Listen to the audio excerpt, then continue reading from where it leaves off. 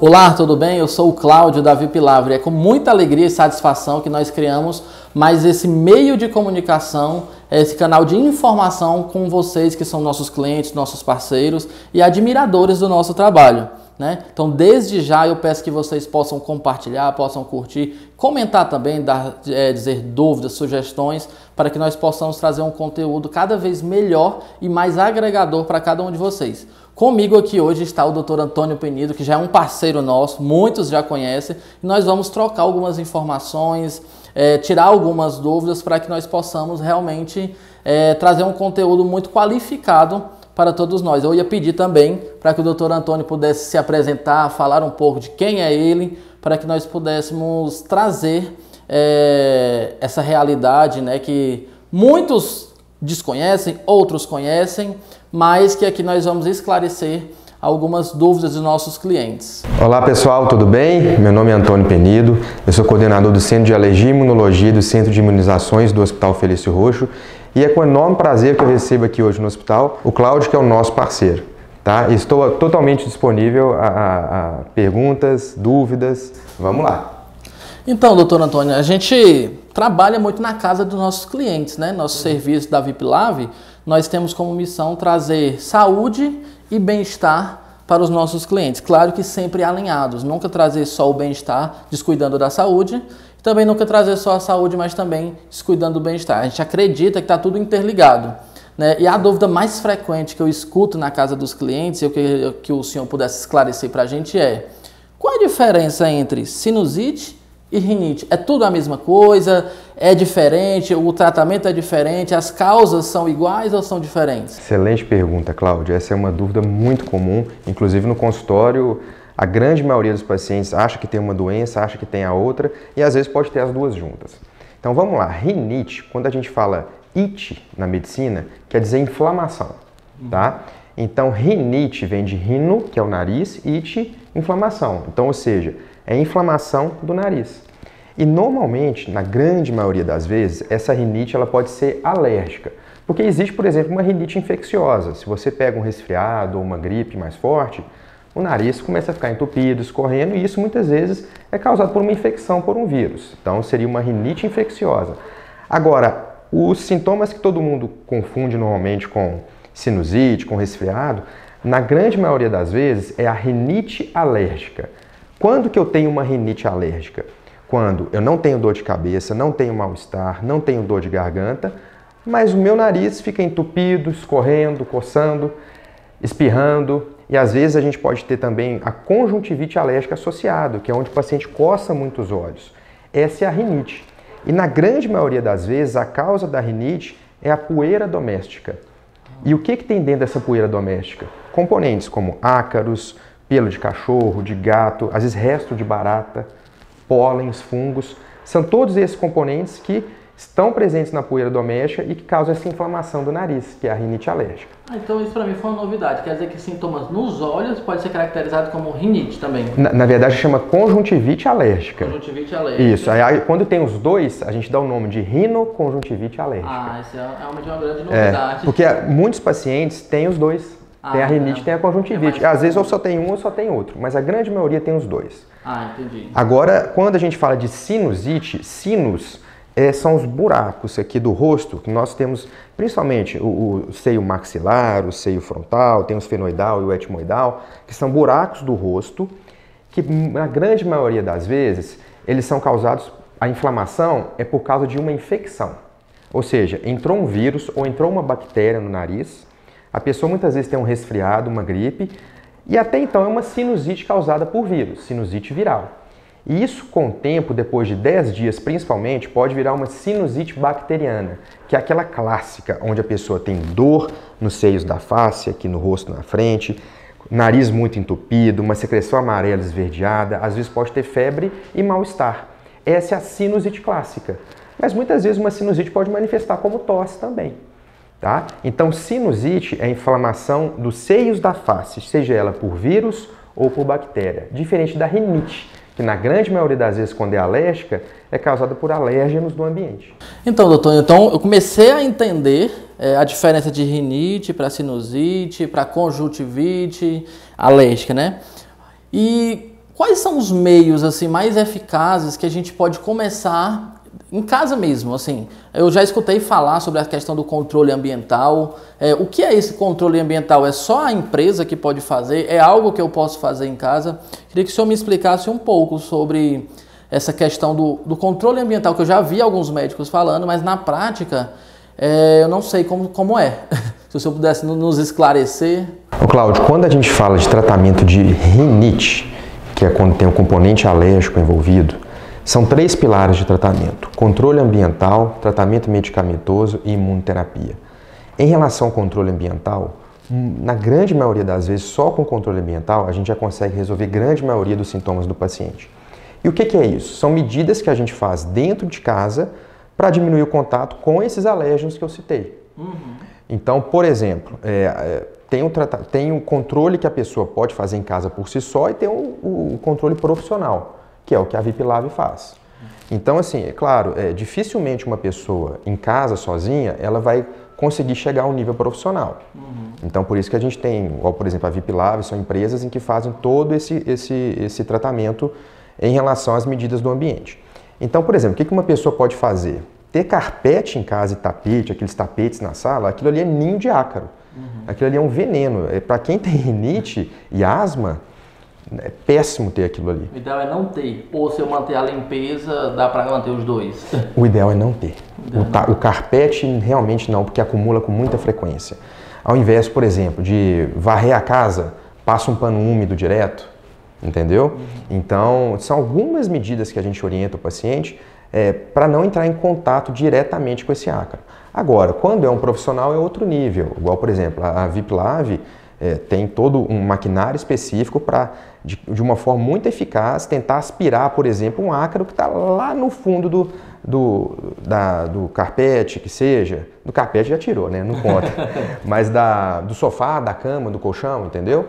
Então, quando o tratamento é profissional, sim, é o ideal, mas com algumas medidas em casa, e a gente sempre deixa uma lista com o paciente do que ele pode fazer. Eu só citei algumas coisas que ajudam nesse controle, mas é um dos pilares de tratamento para rinite. E é interessante, eu sempre costumo falar isso com os nossos clientes, que mesmo o serviço da VIP-Lave, o que a gente faz nesse controle ambiental é uma tentativa de diminuir as quantidades excessivas. Porque mesmo em um hospital, é difícil você conseguir deixar um ambiente 100% sem nada. Sim. Então, o que a VIP-Lave faz é o quê? Com o processo adequado, diminuir as quantidades excessivas para que aquela pessoa não venha sentir de forma mais agressiva os sintomas alérgicos. Então, eu sempre deixo bem claro que, além do serviço da VIP-Lave, a pessoa precisa fazer um tratamento, né, para que juntos aquele serviço seja mais eficaz, porque às vezes a pessoa pode fazer o serviço da VIP-Lave e não fiquei boa, mas é porque o serviço ele não é um milagre, ele é um meio, é algo que nos ajuda a diminuir essas quantidades, principalmente porque na utilização dos carpetes, na utilização do colchão, alguns itens você pode se abdicar, como a questão do carpete, às vezes até uma cortina e às vezes não, mas tem outros itens como travesseiro, colchão, às vezes até um sofá, é muito difícil você ficar sem esse utensílio em casa, né? Então a gente sempre deixa claro que a pessoa ela precisa... Eu sempre digo o seguinte, se a pessoa tem uma alergia muito forte, ela além de fazer o serviço da VIP-Lave, ela ainda vai precisar fazer o tratamento médico. Se ela tem mais um leve, ela vai precisar ir no médico, pegar as orientações adequadas e mesmo assim fazer o nosso processo. Por quê? E além do nosso processo, fazer essas medidas em casa, né? Que já emenda com a próxima pergunta que eu escuto muito dos nossos clientes, né? Que é sobre esses tratamentos caseiros. Por exemplo, o tempo está muito seco, eu vou usar um umidificador de ar para o meu filho dormir porque ele tosse a noite inteira, ou ele fica coçando muito os olhos. Outra pergunta muito, quando eu digo, olha, o umidificador no ar no quarto às vezes não é tão legal, que o senhor vai até nos explicar. Aí eu penso, não, mas às vezes eu não deixo o umidificador, eu ligo ali meia horinha, aí eu deixo uma bacia cheia de água no quarto. Então eu queria que o senhor nos explicasse sobre essas medidas caseiras, né, que às vezes até o senhor já conhece, e outras que os pacientes falam também, mas que às vezes, no lugar de melhorar, piora, né, essas crises. Por exemplo, essa questão do umidificador, né? A gente sabe que quanto mais úmido o ambiente, mais o ácaro se prolifera. Então, eu sempre falo com os pacientes, o umidificador ajuda? Ajuda. Por quê? Só que tem uma condição. Eu vou explicar essa condição já já. A via aérea do paciente, que vai desde o nariz até a árvore brônquica dos pulmões, quando ela está muito seca, ela fica irritada. Tudo que no corpo nosso está muito seco fica irritado. Então, uma via aérea sem uma umidificação adequada vai dar irritabilidade, vai dar tosse e favorece até infecções. Então, o umidificador, o que eu falo com os pacientes? A umidade relativa do ar está acima de 60%, você não precisa de ligar o umidificador, porque já é um valor, um nível de umidade do ar já significativo, e se você ligar o umidificador ali, vai fazer com que o ácaro que está no ambiente se prolifere cada vez mais. Então reserve para ligar o umidificador quando tiver o tempo muito seco. Às vezes acontece, umidade 30%, 40%, 50% de umidade relativa do ar, e isso pode prejudicar. Agora, a questão da bacia é muito difícil a gente falar até que ponto uma bacia com água vai causar uma evaporação e gerar uma umidade significativa. Então, o que a gente recomenda mesmo são os umidificadores. E também ficar atento nessa questão do local, né? Porque o que eu sempre falo com os nossos clientes também é essa realidade. Você deixar o umidificador no quarto é o local da casa que já contém o maior número de ácaros, que é o colchão da casa toda. Então você já está no lugar cheio de ácaros, deixou aquele umidificador ali, a chance e a probabilidade daqueles ácaros se triplicarem de forma muito mais avançada é muito grande, né? Exatamente. Então, às vezes, não sei se eu estou certo ou estou errado, você vai me dizer, mas às vezes eu recomendo, já que tem que ligar, bota todo mundo aqui na mesa, conversa um pouco e deixa o umidificador ligado em ambientes que tenham o menor número possível de estofados e às vezes de móveis planejados, porque o pior do que o ácaro é o mofo. Sim. E às vezes aquela umidade ali entra nas frestas, em lugares ali do móvel planejado e acabam criando pontos de mofo que, creio eu, que seja 1000 vezes pior do que o ácaro. Né? Sim, o mofo, que é o fungo, né, quando ele causa uma inflamação das vias aéreas, sim, é pior que o ácaro. Né? Então, assim, se às vezes, eu acho que uma dúvida grande dos pais é que o tempo está muito seco e o ambiente no quarto, costumam deixar o umidificador no ambiente do quarto da criança. Se for possível, até abrir a janela, né, para não criar essa umidade excessiva, que é justamente o que você está falando. Né? Mas deixar em outros cômodos é válido e no quarto, se for possível, dependendo de como tiver o clima, tentar abrir o ambiente para não ficar tão úmido lá dentro. Entendi. É tudo bom senso, gente. Doutor, e outra dúvida bastante frequente que a gente recebe lá, ser bem direto, que para o senhor me dizer assim, qual é a diferença entre bronquite e asma? Excelente pergunta. É parecido? É a mesma coisa? Tem muita diferença? O tratamento também? Porque as pessoas confundem demais isso. Quando a gente fala bronquite, existe a bronquite aguda e crônica. Quando a gente fala na bronquite, quadros agudos, é aqueles que acontecem de forma mais rápida e duram alguns dias. De forma crônica, eles acontecem ao longo de meses e anos. Tá? O senhor já nasce com ela? Não. Adquire.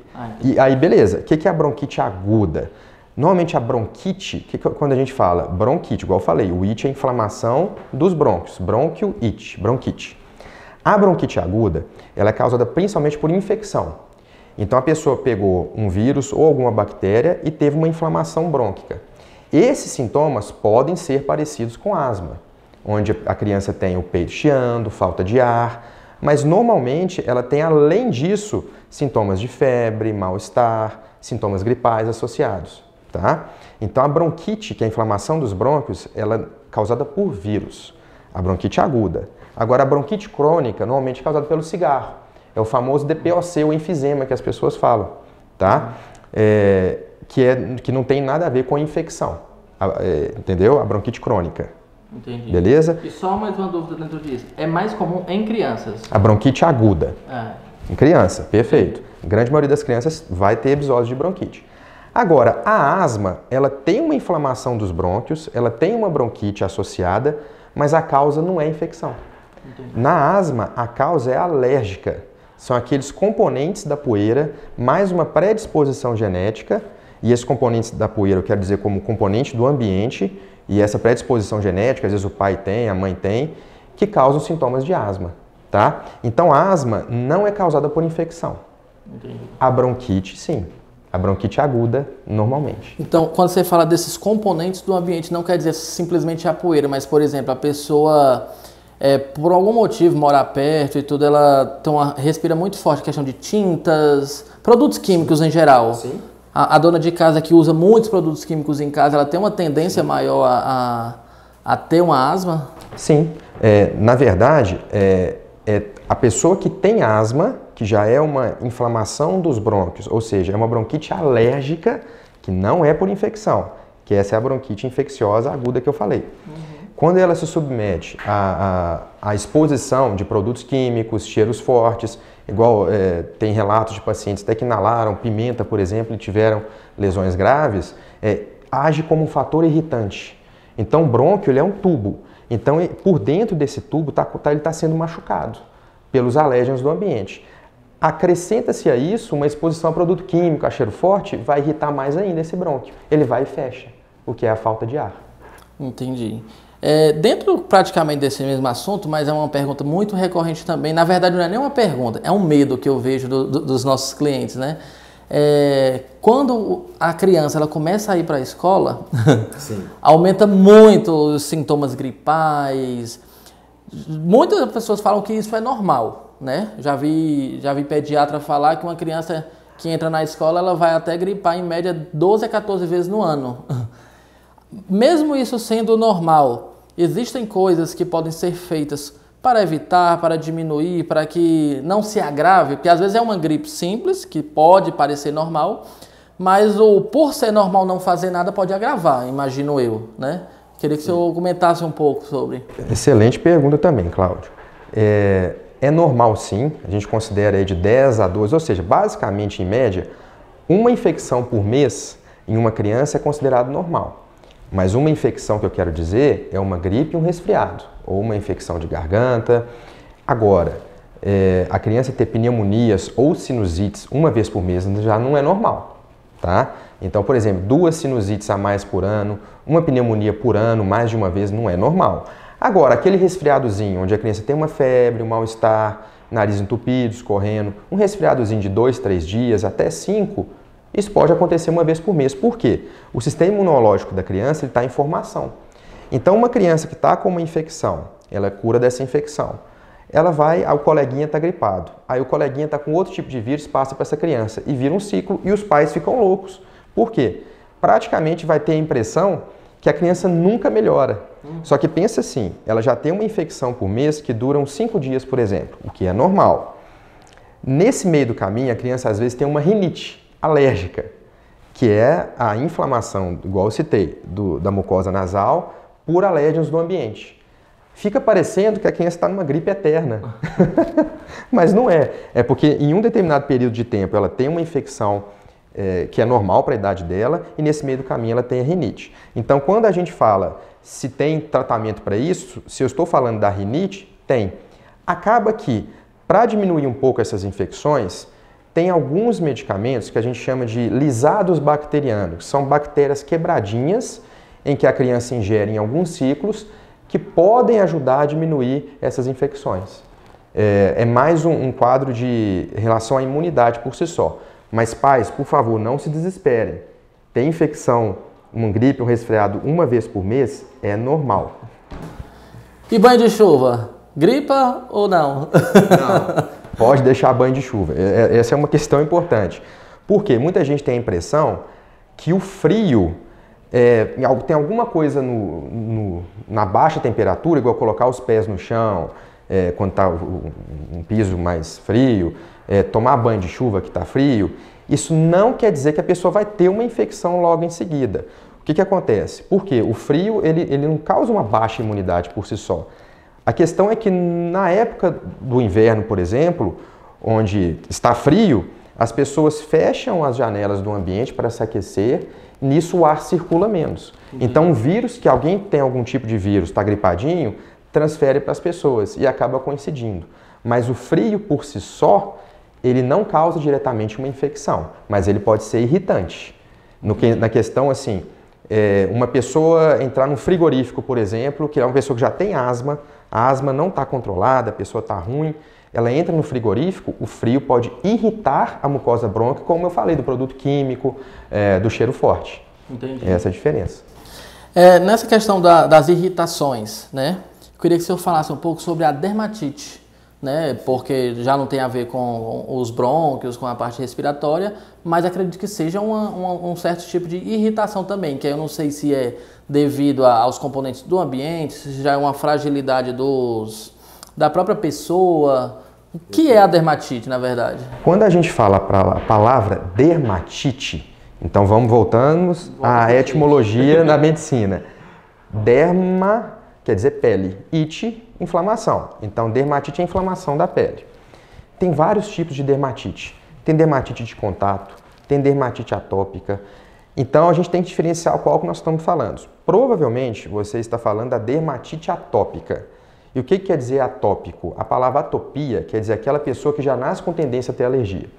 Então, tem aquela pessoa que tem rinite, que tem asma, e às vezes tem como se fosse a rinite e a asma, só que na pele, que a gente chama de dermatite atópica. Qual que é a causa disso? Não tem uma causa só. Como a rinite, a asma, ela é multifatorial. Por exemplo, a predisposição genética e o ambiente favorecem muito. Essa dermatite atópica, a pele da pessoa, ela não tem a proteção adequada que ela devia ter. É uma mutação genética. Então, os ácaros, por exemplo, os componentes do ambiente, a poluição, isso tudo encosta na pele e as células de defesa vão tentar combater esses componentes. Eu faço a comparação dessa pele sem a proteção adequada como se fosse uma parede de tijolos onde o cimento está fraco. Que tem uma substância que chama filagrina que está na nossa pele, que seria parecido com o cimento. Então, essa substância mais fraca favorece a penetração desses alérgenos do ambiente e a pele começa a machucar, causando o que a gente chama de eczema, que é aquela pele vermelha que descama. Essa é a dermatite atópica.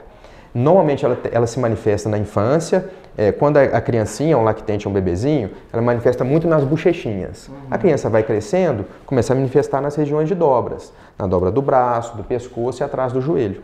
Essa é a famosa dermatite atópica. E ela vem desde lesões discretas a lesões no corpo inteiro. Tá? Então, assim, não tem correlação com o alimento. É muito comum as pessoas e até colegas médicos tirarem alimentos dessas crianças achando que vai melhorar, mas a gente já sabe que não melhora, que o que mais importa é o ambiente. Doutor, e a gente já está quase finalizando, mas como a gente falou muito de ambiente aqui, né, desde a dermatite influencia o ambiente, as bronquites, asma, ou seja, tudo o ambiente nos influencia, até na nossa personalidade, né, o ambiente que nós estamos, ele influencia muito. Mas dentro dessa questão do ambiente ainda, uma coisa que eu vejo muito é as pessoas falarem dos alimentos, né? Às vezes colocarem a culpa no alimento estragado, às vezes passou mal, pegou uma alergia do alimento, mas eu queria que o senhor desmistificasse um pouco pra gente e esclarecesse em relação a como que esse ambiente, que talvez não seja cuidado da melhor forma, ou como cuidar da melhor forma, pode influenciar para que esses elementos alérgenos influenciem na nossa saúde. Né? Por exemplo, é muito comum às vezes a gente pegar uma comida que está cheia de ácaro, ou às vezes cheia de bactéria. O que eu posso fazer também para não ficar louco, surtado, né? Agora querendo limpar e lavar tudo com produtos químicos, mas que eu possa manter um ambiente favorável para que os meus alimentos não despertem também essas alergias. Perfeito. Tem uma doença, ela é muito rara, e o nome dela é síndrome da panqueca. O que acontece? Quando a pessoa ela vai fazer algum alimento que tenha farinha de trigo, se essa farinha ela for armazenada em um local por muito tempo... Que é o normal? Que normalmente acontece. Acumula-se uma grande quantidade de ácaro nessa farinha e a pessoa às vezes vai fazer... Por que chama síndrome da panqueca? Porque normalmente ela faz uma panqueca, por exemplo, tá? O ácaro ele não consegue, ele pode até morrer pela forma de aquecimento, mas as proteínas presentes nesse ácaro podem desencadear reações alérgicas gravíssimas. Literalmente a pessoa está comendo ácaro. Está na farinha, ela faz aí a panqueca que seja, qualquer outro alimento. Teve uma paciente minha que teve com um bolinho, muffzinho, aqueles bolinhos pequenininhos. Então assim, ela literalmente come o ácaro. E esse ácaro, numa pessoa que já é alérgica, pode desencadear reações alérgicas graves. Por exemplo, eu tive alguns casos. A pessoa tem falta de ar, o peito começa a chiar, dá muita dor no peito, ela começa a ter placas vermelhas no corpo. Isso a gente chama de anafilaxia, que é uma reação grave. Então, o que acontece? O que a gente orienta os pacientes? É difícil, mas assim, tentar não armazenar por muito tempo esse alimento, principalmente a farinha, em um local que não tenha um ambiente adequado. E o que seria esse ambiente adequado? Bem fechado, um local com controle do ambiente. Se um ambiente que já não tem ácaro, a chance dele penetrar nessa farinha e tudo já é menor, né? Então, o controle ambiental entra mais uma vez nessa questão. Isso só na farinha, ou tipo, arroz, macarrão, feijão? É descrito mais com a farinha, tá? Que a gente chama chama ácaros de estocagem. São ácaros que ficam em determinados alimentos que são estocados por muito tempo. Mas, em teoria, serviria para qualquer alimento. Mas a gente tem relatos na literatura, mais com a farinha de trigo. Ah, entendi. Então, para deixar todo mundo mais calmo, na cerveja não? Não, graças a Deus. Pode ficar tranquilo. Mas eu perguntei na cerveja brincando, mas eu digo isso, porque às vezes tem... Tudo que você toma ali na lata, na boca, pode ter também contaminado, não? Sim, pode, mas a descrição para outros alimentos é muito raro. Entendi. Então a gente não tem que ter essa preocupação, não.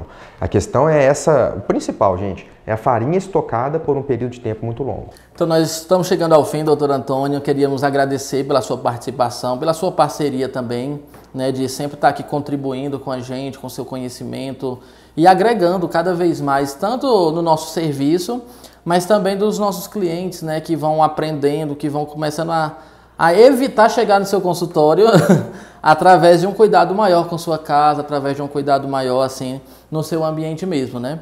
Então, queria agradecer mesmo, assim, pela sua participação. Imagina, Cláudio, eu que agradeço a parceria, esse trabalho que você faz de divulgação de conhecimento, eu acho super importante, porque, querendo ou não, a saúde do paciente sempre em primeiro lugar. Eu não sei se foi o senhor que me disse uma vez, mas que, não sei se é esse o dado, mas acredito que 80% das alergias às vezes seriam evitadas ou não seriam tão agravadas apenas com as informações corretas que geram esse cuidado e evitam essa... Difícil estabelecer um número assim, mas consideravelmente, com certeza eu posso lhe dizer que o ambiente influencia muito na questão dos pacientes alérgicos. É por isso que a gente tem buscado cada vez mais profissionais como o senhor para esclarecer, para tirar dúvidas, para que realmente a gente possa agregar cada vez mais.